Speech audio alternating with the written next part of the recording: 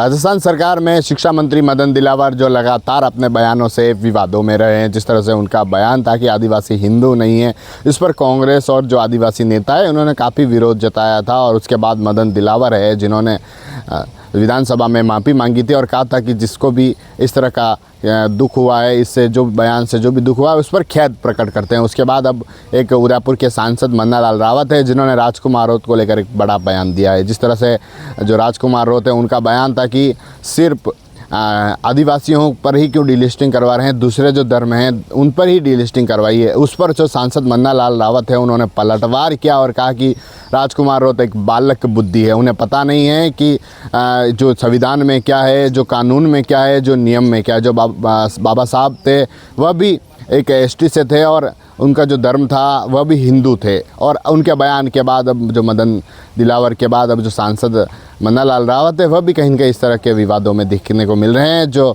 आदिवासी जुड़े लोग हैं वह भी उन पर कहीं न कहीं कटाक्ष करते हुए दिखाई दे रहे हैं। एक तरफ राजस्थान के शिक्षा मंत्री, दूसरी तरफ जो सांसद मन्नालाल रावत है उनके जो लगातार पलटवार पर राजकुमार रोत का जो उन पर बयान दिया है, तो कहीं न कहीं उस बयान पर भी अब विवाद देखने को मिल रहा है। जो सांसद है वह भी फिर से विवादों में दिखाई दे रहे हैं। सांसद लगातार डीलिस्टिंग को लेकर बात करते हुए दिखाई दे रहे हैं। जब से सांसद बने हों यार उससे पहले की बात हो, वह लगातार डीलिस्टिंग पर बात करें। उनका कहना है कि जो भारत आदिवासी पार्टी है, जो राजकुमार होते वह न तो राज्यसभा मानते हैं, न विधानसभा मानते हैं, फिर क्या मानते हैं। लगातार जो आदिवासी हैं उनको गुमराह करने का काम कर रहे हैं, उनको धर्मांतरण करवा रहे हैं। इस कारण उन्हें पता नहीं है संविधान में क्या है, सिर्फ आदिवासियों को गुमराह करने का काम जो राजकुमार होते वह कर रहे हैं। लगातार जो सांसद मन्नालाल रावत है वह इस तरह के पलटवार राजकुमार रोत पर करते हुए दिखाई दे रहे हैं। उनका कहना है कि जो भारत आदिवासी पार्टी है वह सिर्फ उस क्षेत्र में लोगों को गुमराह करने का काम कर रही है, लेकिन ज़्यादा समय नहीं है, जो लोग हैं वह समझ जाएंगे और फिर से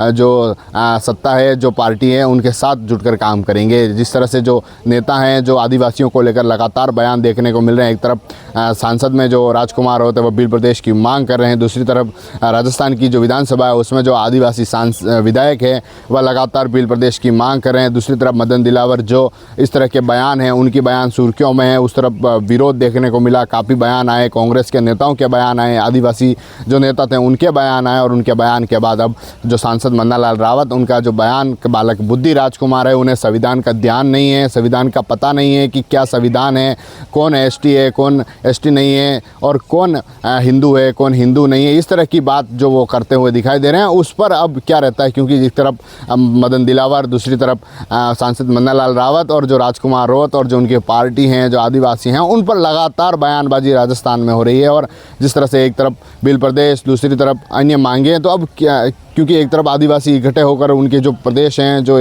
वह मांगे करते हुए दिखाई दे रहे हैं, तो दूसरी तरफ जो बीजेपी के नेता हैं जो बाबूलाल खराड़ी है उनका कहना है कि इस तरह से बिल प्रदेश नहीं बन सकता है और जो आदिवासी हैं उनको सिर्फ गुमराह करने का काम कर रहे हैं। और अब जो सांसद है उनके भी बयान से सुर्खियां सामने आ रही है। TV9 के लिए राजेश डांगी।